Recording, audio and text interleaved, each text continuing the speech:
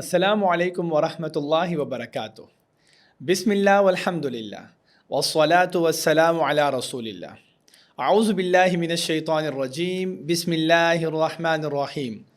عم یتساءلون عن النبأ العظیم الذی هم فیہ مختلفون۔ محترم ناظرین، آج کی اس ویڈیو میں انشاءاللہ ہم قرآن کریم کے 30ویں پارے سے اہم ترین باتوں کو جانیں گے۔ یاد رکھیں، قرآن کریم ہدایت کی کتاب ہے، ہمارے رب کا کلام ہے۔ وہ اللہ جو ہمارا خالق ہے، مالک ہے، جو سب سے زیادہ علم والا اور حکمت والا ہے۔ یقیناً اس کے احکامات کو سمجھنا اور اس پر عمل پیرا ہونا، اس میں ہماری دنیا اور آخرت کی کامیابی کی ضمانت ہے۔ 30واں پارہ 37 صورتوں پر مشتمل ہے۔ سورۃ البینہ، سورۃ الزلزال اور سورۃ النصر کے علاوہ باقی تمام صورتیں مکی ہیں اور یہ 3 صورتیں مدنی ہیں۔ اگر ہم لب لباب پر بات کریں کہ اس 30ویں پارے کا جو لب لباب ہے یا ان 37 صورتوں کا جو لب لباب ہے، اس میں قیامت کی ہولناکیوں کی بات کی گئی ہے، انسان کے خسارے کی بات کی گئی ہے، بتایا گیا ہے کہ انسان کو مرنے کے بعد حساب دینا پڑے گا، نامہ اعمال ان کے دائیں یا بائیں ہاتھ میں دیا جائے گا۔ اسی طرح جو معاشرتی اخلاقی برائیوں میں پڑے ہوئے ہیں ان کو تزکیہ نفس اختیار کرنے کا حکم دیا گیا ہے۔ بعض پچھلے قوموں کی ہلاکت کا بھی ذکر یہاں پر موجود ہے۔ رسول اللہ صلی اللہ علیہ وسلم کی شان اور ان پر ہونے والے اللہ کی طرف سے انعامات اور احسانات کا ذکر کیا گیا ہے۔ انسان کی تکریم کی بات کی گئی ہے کہ انسان کو اللہ عز و جل نے احسن التقویم بنایا ہے۔ اسی طرح ہمیں یہ حکم دیا گیا ہے کہ ہم اللہ عز و جل کی پناہ میں رہیں، اور یہ کہ شرک پر کسی طور بھی سمجھوتا نہیں کیا جا سکتا، اور چند دیگر ہمیں جو نیکیاں ہیں ان کو اختیار کرنے کی تلقین بھی کی گئی ہے، اور یہ بھی بتایا گیا ہے کہ جس طرح تمہاری کوششیں مختلف ہیں تو ان کا انجام بھی مختلف ہی ہوگا۔ اگر ہم بات کریں پہلی صورت کی، سورۃ النبأ کی، تو سورۃ النبأ میں اللہ عز و جل نے ابتداءً مشرکین مکہ کے اس اختلاف کو ذکر کیا ہے کہ جو وہ قیامت کے بارے میں کیا کرتے تھے۔ تو اللہ عز و جل نے اس کے بعد جو اپنی قدرت کی بڑی بڑی نشانیاں ہیں ان نشانیوں کا ذکر کیا، اور ساتھ میں یہ بتایا کہ وہ اللہ جو یہ تمام نشانیاں، تمام اپنی یہ کائنات کے اندر جو بڑی بڑی نشانیاں ہیں، وہ پیدا کرنے والا رب اس بات پر قادر ہے کہ وہ قیامت برپا کرے۔ اور پھر جب قیامت برپا ہوگی تو آگے اللہ عز و جل نے پھر جنت اور جہنم کا تذکرہ کیا ہے، اور پھر آخر میں بتایا گیا ہے کہ قیامت کا دن ہوگا تو جو کافر ہوگا یا ابلیس ہوگا وہ افسوس کرے گا اور کہے گا کاش میں مٹی بن جاتا۔ اس کے بعد سورۃ النازعات میں اللہ عز و جل نے روح قبض کرنے والے اور پرتی سے اللہ تعالیٰ کی فرمانبرداری کرنے والے فرشتوں کی قسمیں کھانے کے بعد اللہ تعالیٰ فرماتے ہیں کہ قیامت کے دن ضرور برپا ہوگا۔ جب قیامت کا دن برپا ہوگا نا تو اس کے بعد تمہیں اپنی قبروں سے نکالا جائے گا، تو تمہیں کھلے میدان میں یعنی میدان محشر میں تمہیں جمع کیا جائے گا۔ آگے پھر فرعون کا ذکر کیا گیا کہ فرعون نے نافرمانی کی اور اپنے نبی موسیٰ علیہ السلام پر جب وہ ایمان نہیں لے کر آئے تو اللہ عز و جل نے اس سے انتقام لیا اس کی نافرمانی کا۔ پھر آگے غور و فکر کی ہمیں ترغیب دی گئی ہے، اَأَنْتُمْ أَشَدُّ خَلْقًا أَمِ السَّمَاءُ بَنَاهَا، کیا تم طاقت کے اعتبار سے زیادہ ہو یا وہ آسمان، جو سخت آسمان جن کو اللہ نے پیدا کیا ہے، وہ بڑی مخلوق ہے۔ تو کائنات پر غور فکر کرنے کی دعوت دینے کے بعد اللہ تعالیٰ فرماتے ہیں کہ جو لوگ اپنی خواہش کی پیروی کرتے ہیں، جو آخرت پر دنیا کو ترجیح دیتے ہیں، ان کا انجام برا ہوگا، جبکہ جو لوگ اللہ سے ڈرتے ہیں اور اپنی خواہش نفس سے اپنے آپ کو بچاتے ہیں ان کا انجام اچھا ہوگا۔ اور قیامت جو ہے وہ برپا ہونے کو ہے، قریب ہے۔ قیامت کے دن جب بندہ اٹھے گا نا تو اس کو، جو شخص قیامت کی تیاری نہیں کرتا، صرف سوال پوچھتا ہے قیامت کے بارے میں، اس کو چاہیے کہ نبی صلی اللہ علیہ وسلم کو منذر سمجھے کہ اللہ کے نبی صلی اللہ علیہ وسلم قیامت کی تاریخ تو نہیں بتا سکتے، لیکن وہ تمہیں ڈراتے ہیں کہ اس قیامت کے آنے سے پہلے تم قیامت کی تیاری کر لو۔ قیامت کی تیاری کا مطالبہ کیا گیا ہے۔ آگے پھر سورہ عبس کے اندر رسول اللہ صلی اللہ علیہ وسلم کو یہ حکم دیا گیا ہے کہ آپ سرکش کافروں کے مقابلے میں جو کمزور صاحب ایمان مسلمان ہیں، غریب، آپ ان کو ترجیح دیں، آپ ان کو وقت دیں، کیونکہ وہ اپنا تزکیہ چاہتے ہیں، تو آپ ان کی مدد کریں اس معاملے میں۔ پھر آگے جب قیامت کا دن برپا ہوگا تو اس کے ایک منظر نامے کو پیش کیا گیا ہے کہ قیامت کا دن ہوگا تو جو کافر ہوگا، جو نافرمان شخص ہوگا، وہ اپنے بھائی، اپنے ماں باپ، اپنی بیوی بچوں سے وہ بھاگ جائے گا، وہ کسی کی پرواہ نہیں کرے گا۔ تو آگے اللہ تعالیٰ فرماتے ہیں کہ کچھ روشن چہرے ہوں گے، کچھ تاریک چہرے ہوں گے۔ اس کے بعد سورۃ التکویر میں اللہ عز و جل نے قیامت کی ہولناکیوں کا ذکر کرنے کے بعد فرمایا کہ جو میرا رسول ہے نا محمد صلی اللہ علیہ وسلم،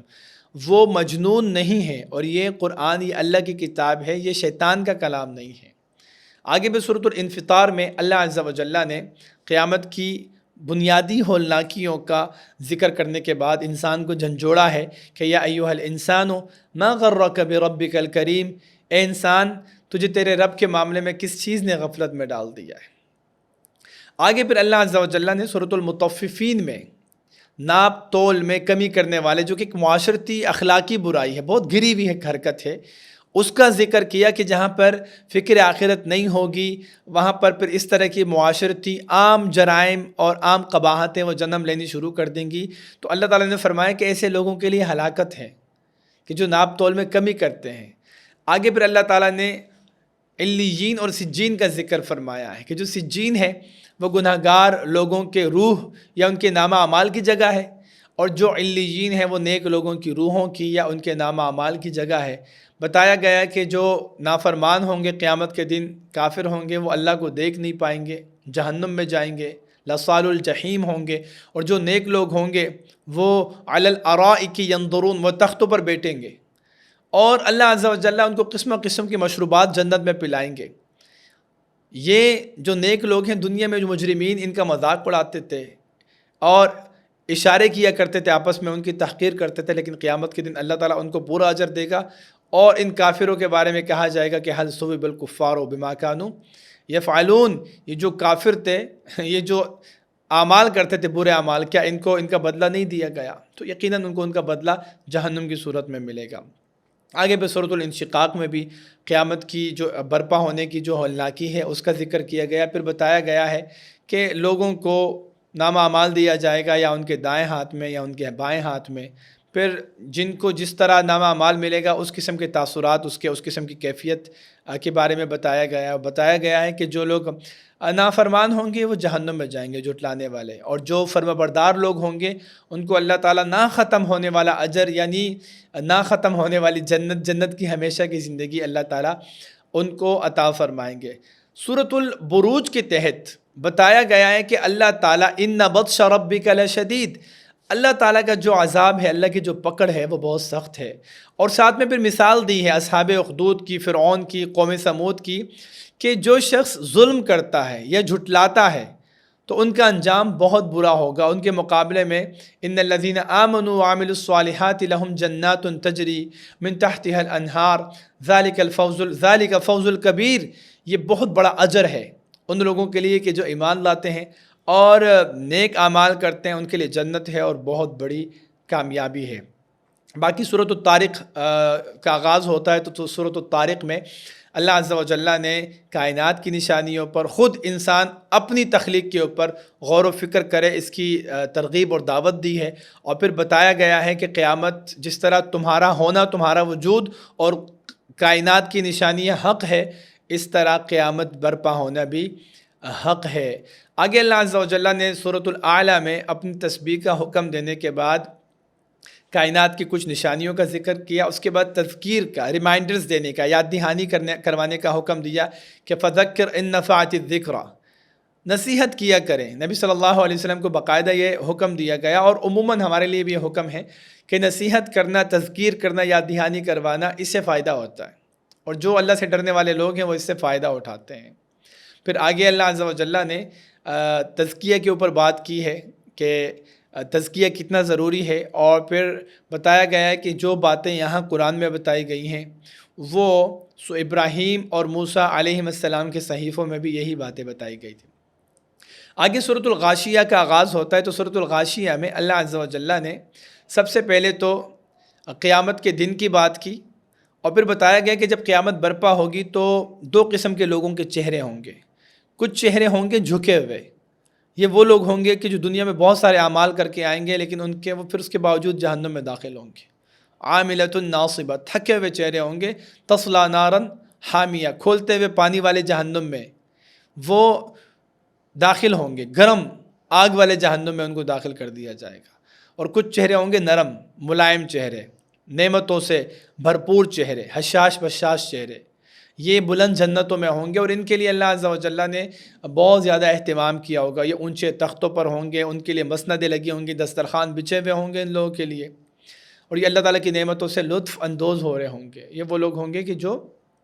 اللہ عز و جل کی فرمانبرداری کرنے والے لوگ ہوں گے۔ آگے پھر حکم دیا گیا کہ تم اونٹ، آسمان، پہاڑوں اور زمین پر غور کرو۔ اب ان چار چیزوں پر غور کرو صحیح طریقے سے، تو تمہیں اللہ سمجھ میں آ جائے۔ اللہ تعالیٰ کی نشانیوں سے ہم اپنے رب کی قدرت کو پہچان سکتے ہیں۔ اور پھر بتایا گیا ہے نبی صلی اللہ علیہ وسلم کو کہ آپ ان کے ساتھ زبردستی نہ کریں، لیکن یہ کہ آپ کا کام یہ ہے کہ آپ ان کو دعوت دیں، اور انہوں نے لوٹ کر پھر میرے پاس ہی آنا ہے۔ آگے پھر سورۃ الفجر میں اللہ عز و جل نے پچھلی قوموں کے انکار کی وجہ سے ان کی ہلاکت کا ذکر کیا، اور انسان کی جو قباحت ہے، فطری قباحت نافرمان شخص کی، اس پر بات کی ہے کہ انسان یہ مال کو اپنے لیے باعث اعزاز سمجھتا ہے، اور مال نہ ہونے کو اپنے لیے باعث ذلت سمجھتا ہے، حالانکہ دونوں صورتوں میں اللہ تعالیٰ اس کو آزماتا ہے، اس کی آزمائش ہے۔ یعنی مال کا ہونا نہ ہونا آزمائش ہے، مال کا ہونا باعث عزت اور مال کا نہ ہونا باعث ذلت نہیں ہے، غلط فہمی ہے یہ۔ اور آگے بتایا گیا ہے کہ کس طریقے سے گناہ گاروں کو باندھا جائے گا، ان کو ایسی سزا دی جائے گی کہ جو اس سے پہلے انہوں نے کبھی نہیں دیکھی ہوگی۔ اللہ نے ایسی سزا اس سے پہلے کسی کو نہیں دی۔ اور جو نیک لوگ ہوں گے، فرمانبردار ایمان والے، نفس مطمئنہ، اللہ ان سے راضی ہوگا اور ان کا بڑے بہترین طریقے سے استقبال کیا جائے گا۔ آگے پھر اللہ عز و جل نے سورۃ البلد میں انسان پر اپنی نعمتوں کا ذکر کیا کہ ہم نے اس کو مال دیا، آنکھیں دی، ہونٹ دیے، زبان دی، اور رستوں کی پہچان دی، خیر اور شر کی پہچان دی انسان کو۔ تو پھر انسان کو حکم دیے کہ جس اللہ نے اتنے سارے احسانات کیے اور تمہیں تمیز دی ہے، تم اس تمیز کا فائدہ اٹھاؤ، خیر کے راستے پر چلو، اور مشکل گھاٹی تمہیں چڑھنا پڑے بظاہر اس پر چڑھو، تم گردنیں آزاد کرو، فقراء اور مساکین اور بھوکوں کو کھانا کھلاؤ، ترغیب دو لوگوں کو، اور لوگوں کو صبر کی اور رحمت کی تلقین کرو۔ یہ اصحاب میمنہ، دائیں ہاتھ والے لوگوں کی علامت ہے، ان کی خصوصیات، ان کی صفات ہیں۔ اس کے مقابلے میں جو اللہ تعالیٰ کی نشانیوں کا انکار کرنے والے لوگ ہیں نا، تکذیب کرنے والے لوگ ہیں، وہ اصحاب مشأمہ ہے، بائیں ہاتھ والے لوگ ہیں، ان کو ایسی جہنم میں جلایا جائے گا کہ جس کو چاروں طرف سے بند کر دیا جائے گا۔ سورۃ الشمس میں اللہ عز و جل نے متعدد قسمیں کھانے کے بعد فرمایا کہ قد افلح من زکاہا، کامیاب ہو گیا وہ شخص جو اپنے نفس کا تزکیہ کرتا ہے، اور ناکام ہو گیا وہ شخص جو اپنے نفس کو زمین میں مٹی میں دباتا ہے، نفس کو کچلتا ہے۔ تو متعدد قسمیں کھانے کے بعد تزکیہ کا حکم دیا گیا ہے، اور اس کے فوائد کا ذکر کیا گیا، اور اس کے مقابلے میں جو اپنے تزکیہ نہیں کرتا اور اپنے نفس کو رونتا ہے، اس بات کو سمجھانے کے لیے قوم سمود کی مثال دی ہے کہ کس طریقے سے انہوں نے حضرت صالح کی اونٹنی کو، اس کے کونچے کاٹ کر اس کو قتل کیا، اور اللہ عز و جل نے پھر ان کو عبرت کا نشان بنا دیا۔ آگے سورۃ اللیل میں اللہ عز و جل نے مختلف کوششوں کا ذکر کیا ہے کہ جس طریقے سے رات اور دن کو اللہ تعالیٰ نے واللیل اذا یغشا والنہار اذا تجلی، رات کو چھپایا، دن کو ظاہر کیا، اور مرد اور عورت کو الگ، یعنی دن اور رات مختلف ہیں، مرد اور عورت مختلف ہیں۔ فرمایا تمہاری کوششیں مختلف ہیں، اس لیے تم میں سے جس شخص کی کوشش یہ ہے کہ وہ تقوی اختیار کرتا ہے، مال خرچ کرتا ہے، نیکی کی تصدیق کرتا ہے، تو اس کو تو اللہ عز و جل جنت میں داخل کرے گا، اس کے لیے معاملات آسان کر دے گا، دنیا میں بھی اور آخرت میں بھی۔ لیکن جو بندہ وہ مستغنی ہوتا ہے، وہ بے پرواہی کا اظہار کرتا ہے، بخل سے کام لیتا ہے، اور نیکی کی تکذیب کرتا ہے، آخرت کی تکذیب کرتا ہے، تو اس کو جہنم میں ڈالا جائے گا، اس کی دنیا بھی مشکل کر دی جائے گی، اس کا آخرت بھی معاملہ بھی، اس کا آخرت کا معاملہ مشکل کر دیا جائے گا۔ تو دو مختلف راستے اور ان کا دو مختلف انجام کا یہاں پر ذکر کیا گیا ہے۔ اللہ عز و جل نے پھر سورۃ الضحیٰ میں اور سورۃ الانشراح میں، سورۃ الضحیٰ اور سورۃ الانشراح میں نبی صلی اللہ علیہ وسلم کے ماضی کے بارے میں بات کی ہے کہ آپ صلی اللہ علیہ وسلم یتیم تھے، آپ صلی اللہ علیہ وسلم جو ہے وہ نادار تھے، اور آپ صلی اللہ علیہ وسلم جو ہے وہ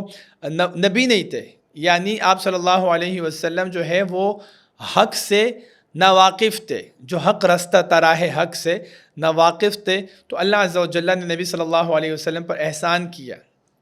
آپ صلی اللہ علیہ وسلم کو مقام دیا، مال دیا اور نبوت عطا فرمائی، آپ پر جو بوجھ تھے سارے بوجھ ختم کر دیے اور آپ کا سینہ کھول دیا، اور اللہ عز و جل نے نبی صلی اللہ علیہ وسلم کا ذکر بلند کر دیا۔ تو فرمایا کہ آپ جو ہے نا یتیموں کو ڈانٹے مت، پوچھنے والوں کو، سوال کرنے والوں کو جھڑکے مت، اور اللہ تعالیٰ کی نعمتوں کا شکریہ ادا کریں، اظہار کریں، اور اسی طرح آپ دنیا سے کٹ کر اللہ کے ساتھ دل لگائیں، اللہ کی رغبت کریں اور اللہ تعالیٰ کی عبادت کریں۔ اس کے بعد اللہ عز و جل نے سورۃ التین میں انسان کی جو ایک شکل و صورت ہے، اس کی فطرت ہے، اس کا شعور ہے، اس کی عقل ہے، اس کی تعریف کیا کہ ہم نے انسان کو بہترین شکل و صورت پر، بہترین فطرت پر، فکر پر، شعور پر، عقل پر پیدا کیا ہے۔ تو اللہ عز و جل نے مقامات انبیاء کی قسمیں کھائی ہیں، شام، سرزمین شام کی، طور سینہ کی اور مکہ کی قسم کھائی ہے کہ ان مقامات انبیاء کی قسم کے انسان کو ہم نے احسن تقویم پر پیدا کیا، لیکن پھر جو ایمان اور عمل صالح کو چھوڑ دیتے ہیں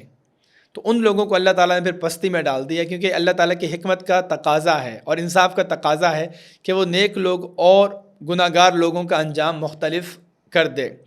اسی طرح اگر آگے ہم بات کریں سورۃ العلق کی، تو سورۃ العلق میں اللہ عز و جل نے سب سے پہلے جو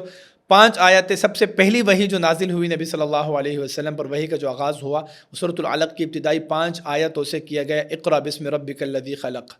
تو اس میں تعلیم اور تعلم، اس کی اہمیت کو اجاگر کیا گیا، اور آگے پھر ابو جہل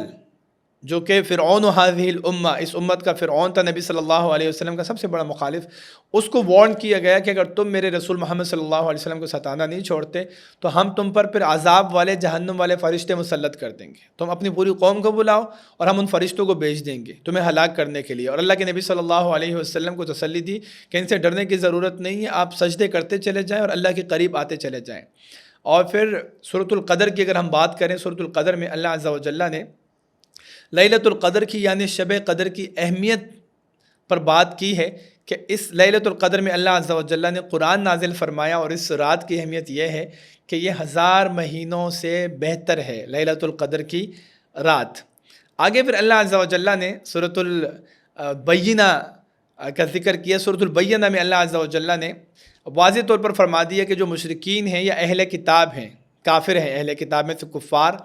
یہ علم آ جانے کے باوجود، بینہ آ جانے کے بعد، رسول اللہ صلی اللہ علیہ وسلم کے مبعوث ہونے کے بعد بھی یہ اختلاف میں پڑے ہوئے ہیں۔ حالانکہ ان سے مطالبہ یہ کیا گیا تھا کہ یہ بس مخلص ہو کے اللہ کی اطاعت کریں، اللہ تعالیٰ کے دین کو خالص کریں، ایک اللہ کی عبادت کریں، لیکن ان کا اختلاف، ان کا شرک، ان کا کفر ختم نہیں ہو رہا۔ تو اس لیے جو لوگ انکار کریں گے، تفریق کریں گے، اختلاف کریں گے، شرک اور کفر پر، انکار پر اس سے باز نہیں آئیں گے، تو یہ لوگ جہنم میں، ہمیشہ کی جہنم میں رہیں گے، اور یہ بدترین مخلوق ہوں گے۔ اس کے مقابلے میں جو ایمان لے کر آئیں گے، نیک اعمال کریں گے، تو یہ لوگ وہ لوگ ہیں کہ جن کو اللہ تعالیٰ جنت میں داخل کرے گا، ہمیشہ ہمیشہ اس میں رہیں گے، اور یہ بہترین مخلوق ہیں اللہ تعالیٰ کی۔ آگے پھر اللہ عز و جل نے مختلف صورتوں میں اللہ عز و جل نے، اگر ہم بات کریں سورۃ الزلزال کی، ہم بات کریں سورۃ العادیات کی، سورۃ القاریہ کی، سورۃ التکاثر کی، تو اس میں یہ بات واضح کر دی ہے کہ لوگ دنیا داری کے پیچھے پڑے ہوئے ہیں، وہ مال کمانا چاہتے ہیں، ایک دوسرے سے جیتنا چاہتے ہیں، وہ چاہتے ہیں کہ ہم زیادہ مال کمائیں، دنیا میں لگے ہوئے، دنیا میں غافل ہو چکے ہیں۔ تو یہ غفلت میں پڑے رہیں گے، ان کو موت آ جائے گی، یہ قبر میں پہنچ جائیں گے، پھر جب قیامت برپا ہوگی ان کو قبروں سے نکالا جائے گا، جب قیامت کا زلزلہ آئے گا نا، ان کو قبروں سے نکالا جائے گا، جب ان کو قبروں سے نکالا جائے گا تو یہ بالکل بھاگتے ہوئے، بکھرے ہوئے پتنگوں کی طرح میدان محشر کی طرف جائیں گے۔ وہاں پر اللہ عز و جل پھر جب یہ وہاں پر لوٹ کر جائیں گے، اللہ عز و جل ان کو ان کے اعمال دکھائے گا، ان کے سینوں کے بید ظاہر ہو جائیں گے، جو ان کے دل کے راستے، نیتیں تھیں، سب ظاہر کر دیا جائے گا، اور جو کسی نے ذرہ برابر شر کیا ہوگا یا خیر کیا ہوگا ذرہ برابر، وہ ان کو دکھا دیا جائے گا۔ آگے پھر اللہ عز و جل نے سورۃ العصر میں انسان کے خسارے کا ذکر کیا ہے کہ انسان خسارے میں ہے، کلی طور پر خسارے میں ہیں، سوائے ان لوگوں کے جن کے اندر یہ 4 صفات پائی جاتی ہیں کہ وہ ایمان لیتے ہیں، ایمان لاتے ہیں، نیک عمل کرتے ہیں، حق بات کی اور صبر کی تلقین کرتے ہیں۔ سورۃ الہمزہ میں اللہ عز و جل نے جو لوگ غیبت کرتے ہیں، طعنہ دیتے ہیں، اس کی مذمت کی۔ یہ لوگ جو مال سے محبت کرتے ہیں، منافقین ہیں، کفار ہیں، مال سے محبت کرتے ہیں، مال کو جمع کرتے ہیں، گنتے رہتے ہیں۔ فرمایا قیامت کے دن ان کے دلوں پر اللہ تعالیٰ آگ چڑھائے گا، یہ جہنم میں بند کر دیے جائیں گے اور آگ ان کے دلوں کو جلائے گی۔ یہ سزا ہے ان کی جو دنیا میں اس طرح کی حرکتیں کرتے تھے۔ آگے اللہ عز و جل نے پھر سورۃ الفیل سے لے کے سورۃ الکوثر تک، سورۃ الفیل، سورۃ القریش اور اس کے بعد سورۃ الماعون اور سورۃ الکوثر میں نبی صلی اللہ علیہ وسلم کی تاریخی زندگی کے بارے میں یہاں پر نشاندہی کی ہے کہ سورۃ الفیل میں نبی صلی اللہ علیہ وسلم کی پیدائش کا ذکر کیا گیا ہے کہ کس طریقے سے اتنا بڑا واقعہ کہ جو اصحاب فیل تھے، جو خانہ کعبہ کو گرانے آئے تھے، اللہ تعالیٰ نے ابابیل کے ذریعے ان کو ہلاک کیا، ان کو عبرت کا نشان بنایا، اور پھر عام الفیل کے 50 دن بعد نبی صلی اللہ علیہ وسلم کی پیدائش فرمائی۔ اور پھر جو قریش تھے، قریشی، ان پر اللہ تعالیٰ کے انعامات کہ جہاں پر سب ڈرے ہوئے تھے، خائف تھے، لوگ بھوکے پیاسے تھے، جہاں پر لوگوں کو لوٹا جاتا تھا، بچوں کو غلام بنایا جاتا تھا، عورتوں کو لونڈی بنایا جاتا تھا، اس وقت اللہ تعالیٰ نے قریشیوں پر یہ انعام کیا تھا کہ ان کے لیے سفر آسان کر دیا تھا۔ وہ سردیوں میں یمن کی طرف، گرمیوں میں شام کی طرف سفر کیا کرتے تھے، اور گرچہ وہ جو ہے وہ زمین ایک صحرائی علاقے میں رہنے والے لوگ، جو کہ بنجر زمین تھی، کھیتی باڑی وہاں نہیں تھی، اور وہاں پر جانوروں کو اس طریقے سے، چوپایوں کو، مویشیوں کو اس طریقے سے نہیں چرایا جاتا تھا، صرف بزنس کرتے تھے، تو اللہ تعالیٰ نے سفر ان کے لیے آسان کر دیا تھا، ان کو امن دے دیا تھا، اور ان کو بھوک میں کھانا کھلایا تھا، لوگ ان کی عزت کرتے تھے۔ تو اس پر اللہ عز و جل نے ان کی تاریخی حیثیت کی بات کی۔ پھر آگے اللہ تعالیٰ نے ان کی اخلاقی بحران کا ذکر کیا ہے کہ وہ یتیموں کو دھکے دیتے تھے، مسکینوں کو کھانے کی ترغیب نہیں دیتے تھے۔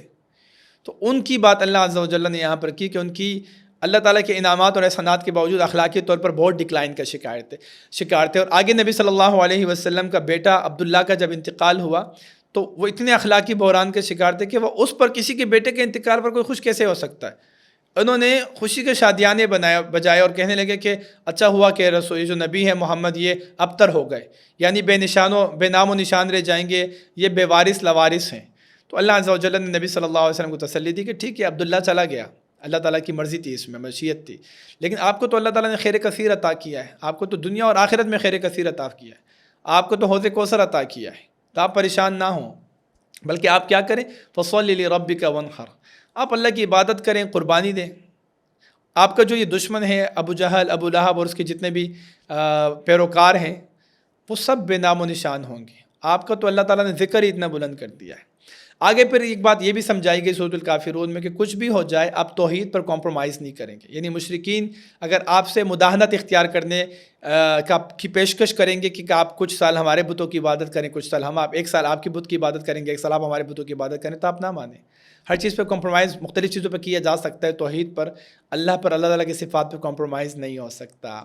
اس کے بعد پھر نبی صلی اللہ علیہ وسلم سورۃ النصر کے اندر وہ جو ایک کاوشوں کا تھکا دینے والا سفر تھا وہ پائے تکمیل تک پہنچا، اس کے اوپر بات کی گئی ہے کہ اللہ تعالیٰ کی مدد آ گئی بالآخر نبی صلی اللہ علیہ وسلم کی زندگی کے،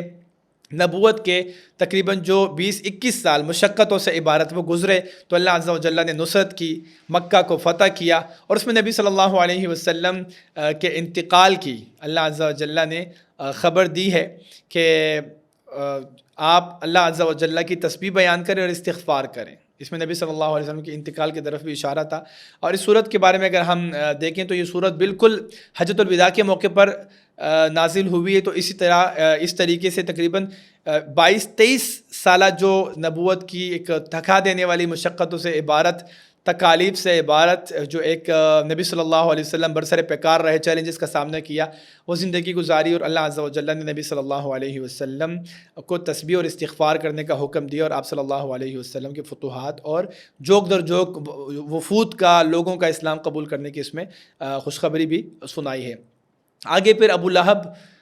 جو نبی صلی اللہ علیہ وسلم کا سب سے بڑا مخالف تھا، اس کے انجام کا ذکر کیا کہ دنیا میں آپ کی مخالفت کی، اس نے تنگ کیا، لیکن اس کا انجام بہت برا ہے، نہ اس کا مال نہ اس کی اولاد اس کے کام آئے گی، بلکہ جہنم میں اس کی بیوی اس کے لیے ایندھن اور آگ کو تیز کرنے کا ذریعہ بنے گی۔ آگے پہ نبی صلی اللہ علیہ وسلم سے چونکہ یہودیوں نے اللہ عز و جل کی حسب نسب کا پوچھا تھا، تو ایک انتہائی جامع انداز میں سورۃ الاخلاص میں نبی صلی اللہ علیہ وسلم کو اللہ عز و جل کا تعارف سکھایا گیا۔ قل هو اللہ احد اللہ الصمد لم یلد ولم یولد ولم یکن لہ کفوا احد، اللہ تعالیٰ کا بہترین تعارف سورۃ الاخلاص کے ذریعے بتایا گیا، اور آخر میں نبی صلی اللہ علیہ وسلم کو خاصتاً اور امت رسول کو عامتاً سورۃ الفلق اور سورۃ الناس کے ذریعے ظاہری اور باطنی ہر قسم کے شر سے اللہ کی پناہ مانگنے کی ترغیب دی گئی ہے کہ آپ ہر قسم کے شر سے اللہ کی پناہ میں رہیں۔ نبی صلی اللہ علیہ وسلم ان آخری 2 صورتوں کو ہر نماز کے بعد، صبح شام کے اذکار میں، رات کو سونے سے پہلے اور بیماری کے وقت آپ بڑا اہتمام کرتے تھے ان اذکار کا۔ تو محترم ناظرین، اسی کے ساتھ ہی ہمارا یہ جو 30واں اور آخری پارہ ہے وہ اپنے اختتام کو پہنچتا ہے۔ اس 30ویں اور آخری پارے سے جو چند اہم ترین فوائد ہمیں سیکھنے کو ملتے ہیں، ان میں سے پہلی بات تو یہ ہے کہ ہمیں چاہیے کہ ہم اس 30ویں پارے میں موجود صورتوں کو بار بار پڑھیں، کیونکہ ان صورتوں میں قیامت کی ہولناکیوں کا ذکر ہے، اور جب ہم قیامت کی ہولناکیوں کو پڑھیں گے تو ہمارے ذہنوں کے اندر، ہمارے دلوں میں فکر آخرت کا موضوع اجاگر رہے گا، اور ہم زیادہ کوشش کریں گے آخرت کی تیاری کی۔ دوسری بات یہ ہے کہ ہم سب کی کامیابی اس کو اللہ عز و جل نے جوڑ دیا ہے عمل کے ساتھ، کوشش کے ساتھ، تو اس لیے ہمیں چاہیے ہم ہر قسم کی سستی اور کوتاہی سے اپنے آپ کو بچائیں اور نیکی میں، عمل میں مصروف ہو جائیں، کوشش میں مصروف ہو جائیں کہ اللہ تعالیٰ نے ہم سے کوشش کا مطالبہ کیا، نتیجے کا نہیں کیا، اور ہماری کامیابی وہ کوشش کے مرہون منت اللہ تعالیٰ نے رکھی، یعنی اللہ تعالیٰ کی رحمت جو جنت کی صورت میں ہمیں ملے گی، اس کے لیے شرط یہ ہے کہ ہم دنیا میں ایمان لانے کے بعد نیک اعمال کریں۔ تیسرا فائدہ جو ہمیں اس آخری پارے سے سیکھنے کو ملتا ہے وہ یہ ہے کہ ہم ہر قسم کی ظاہری اور باطنی جتنے بھی شر ہیں، نقصان والی چیزیں ہیں، ہم ہمیشہ وہ اللہ عز و جل کی پناہ طلب کریں۔ اور چوتھی بات یہ ہے کہ ہمیشہ اللہ تعالیٰ کی تسبیح بیان کریں، استغفار کریں، اللہ سے دعائیں مانگیں، کثرت کے ساتھ ذکر کریں، کہ یہ سارے وہ کام ہیں کہ جو انسان کی تزکیہ نفس کے لیے، انسان کی زندگی میں برکات حاصل کرنے کے لیے، ہر قسم کے شر سے بچنے کے لیے، اور اللہ تعالیٰ کی طرف سے مدد حاصل کرنے کے لیے یہ بہت ضروری بنیادی اعمال ہیں۔ تو محترم ناظرین، اسی کے ساتھ ہی ہمارا 30واں اور آخری پارہ اپنے اختتام کو پہنچتا ہے۔ الحمدللہ الذی بنعمتہ تتم الصالحات، پاک ہے وہ رب، تمام تعریفیں اس اللہ کے لیے کہ جس کی توفیق سے تمام اچھے کام پائے تکمیل تک پہنچتے ہیں۔ ہم اس اللہ کا شکر گزار ہیں کہ اس کے فضل سے 30 پاروں پر مشتمل خلاصہ قرآن کے اس سیریز کو ہم پائے تکمیل تک پہنچا سکے ہیں۔ اس پوری سیریز کو، پاروں کے خلاصے کو آسان اور دلچسپ رکھا جا سکے۔ اللہ تعالیٰ سے دعا کرتے ہیں کہ اللہ عز و جل ہماری تمام دینی کاوشوں کو قبول و منظور فرمائے۔ ربنا تقبل منا انک انت السمیع العلیم وتب علینا انک انت التواب الرحیم۔ سبحانک اللہم وبحمدک نشہد ان لا الہ الا انت نستغفرک ونتوب الیک۔ جزاکم اللہ خیرا۔ السلام علیکم ورحمۃ اللہ وبرکاتہ۔